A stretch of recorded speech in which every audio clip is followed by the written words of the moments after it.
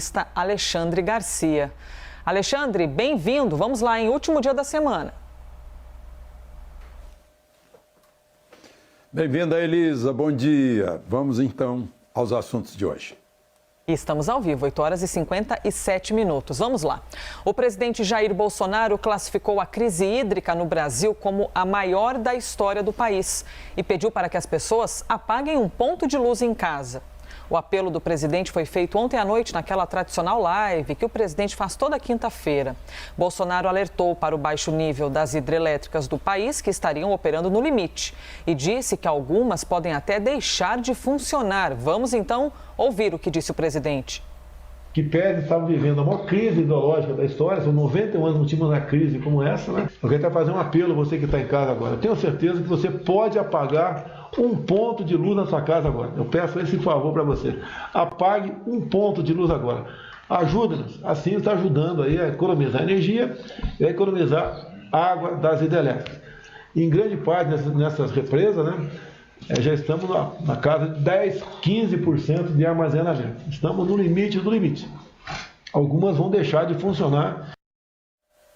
Alexandre, citei aqui com Molica, primeiro a força que tem a palavra de um presidente da República e todos os atos de um presidente na hora de pedir, né, de mandar esse alerta, de que as pessoas apaguem um ponto de luz e que isso seja replicado mesmo, que reverbere para que a gente tenha consequências boas diante daquilo que a gente consome dentro de casa. Mas o que eu lhe pergunto é, do ponto de vista do outro lado, do ponto de vista do governo, o que poderia ter sido feito pelo governo federal para que a gente pudesse lidar melhor ou menos pior com essa crise hídrica? E daqui para frente, observando o futuro, de que maneira o governo vai conseguir resolver esse problema?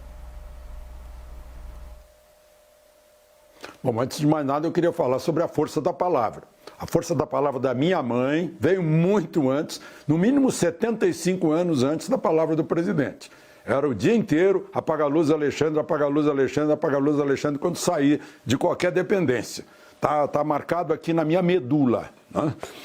Não tem como haver uma pessoa ausente de uma dependência de uma casa e a luz fica acesa. Né? Isso aí é básico em qualquer ocasião, segundo a minha mãe. Então essa é a palavra mais forte para mim. Né? Dr. Floyd talvez explique isso. Mas é um pedido necessário para enfatizar a crise. Nós estamos numa crise hídrica muito séria. Não é seca no Nordeste, é falta d'água no Sudeste, falta de chuva.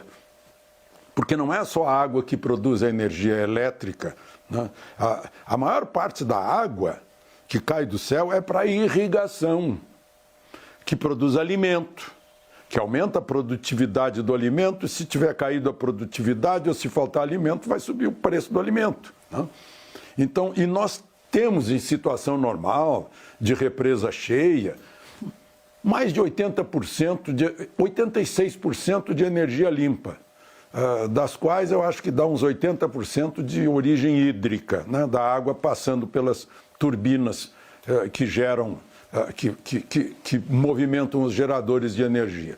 Então, o que a gente tem que fazer é economizar, porque prever isso e fazer uma grande campanha de energia eólica, por exemplo, né, que é um desastre na Alemanha, na Inglaterra, porque descobriram que o vento que gira para produzir energia é só durante 16% do ano.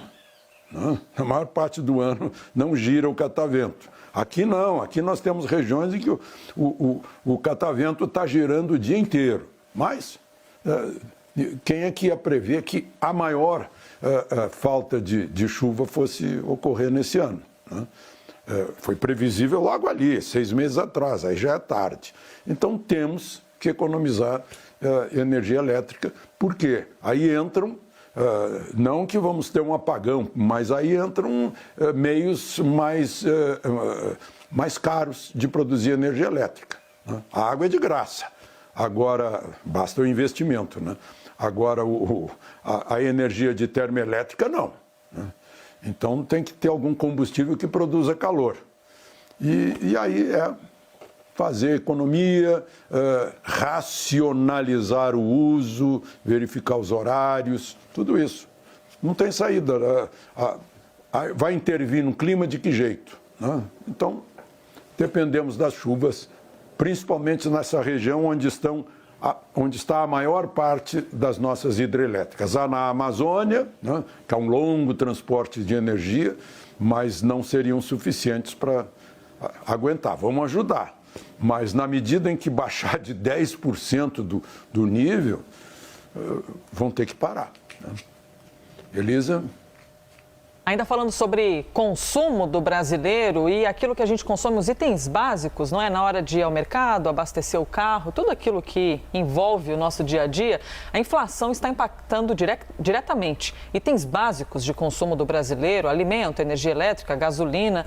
E quando a gente compara este ano em relação ao ano passado, os alimentos estão em média 16% mais caros.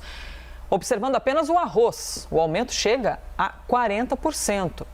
Também tem a pior crise hídrica dos últimos 91 anos, que elevou o preço da energia elétrica e novos aumentos ainda devem ocorrer.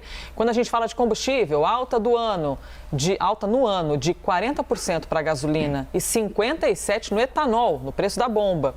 E neste cenário, os consumidores acabam comprando menos e mesmo assim gastando mais. Alexandre Garcia, qual a sua avaliação sobre este momento? Até falei agora há pouco com o Moli que a gente quase que causa uma indigestão, né, no café da manhã de quem está assistindo a gente falando tudo isso. Mas temos de lidar com a realidade. Você classifica que estamos observando de maneira muito pessimista a realidade? Ou precisamos mesmo desse banho de mais razão do que emoção e lidar com o cenário que nós estamos vivendo? Não, quando bate no bolso, talvez o bolso seja um dos órgãos que mais afetam a emoção, né? É a inflação da pandemia, em primeiro lugar, né? O Banco Central Europeu, falando da inflação do euro, agora mesmo, né? Dos 19 países da região, os bancos centrais dos 19 países, a inflação vai ficar acima da meta de lá. Se bem que a meta é pequenininha, imagina uma inflação no euro acima de 2%, né? Isso pesa, né? Por outro lado, temos a desvalorização cambial, a alta do dólar, que encarece muito. O arroz já foi pior. No ano passado, o aumento foi maior ainda, né? Arroz e feijão, por exemplo, o prato básico do brasileiro. Também numa região que sofreu muito de falta de chuva, quando a chuva era necessária. O arroz, nós sabemos, o maior produtor é o Rio Grande do Sul, arroz irrigado. A cidade em que eu nasci era a capital do arroz, né? Eu nasci vendo o arroz irrigado e a necessidade de haver água suficiente para sustentar o arroz. Nós importamos arroz, não produzimos o suficiente. Sul de Goiás produz muito, mas não é o suficiente. Nós importamos arroz. Só que os estoques de arroz no mundo caíram, porque a colheita no Vietnã, na China, baixou e os estoques caíram, então o preço sobe, né? A gente não depende só do nosso mundinho, né? O feijão também sofreu na produtividade por falta de chuva. Aí vai lá, o etanol, tem a cana também sofrendo nisso. Mas vai para o petróleo. O petróleo tem o preço internacional, né? Que equilibra o nosso preço. Então, as pessoas acostumadas de outras épocas perguntam, mas o que o governo pode fazer? Nada. Porque se o governo intervir no mercado, vai piorar. Tudo que a gente viu ao longo... Eu vivi inflação de 84% ao mês, 5.000% ao ano. Aquela maquininha do supermercado mudando todo dia o preço. Era o governo interferindo no mercado. Não tem como, né? Então, como o governo não pode interferir no clima, eu falei há pouco, e exigir que a meteorologia nos mande chuva, né? A gente vai conviver com isso, né? São as oscilações do mercado, né? O sobe e o desce, e a gente olha para o bolso e diz, poxa, como eu posso fazer para sobreviver, né? A gente viu aí que caiu o consumo do arroz, né? No ano passado foi a demanda do arroz aí que fez subir, mas depois o pessoal sentiu que caiu a demanda.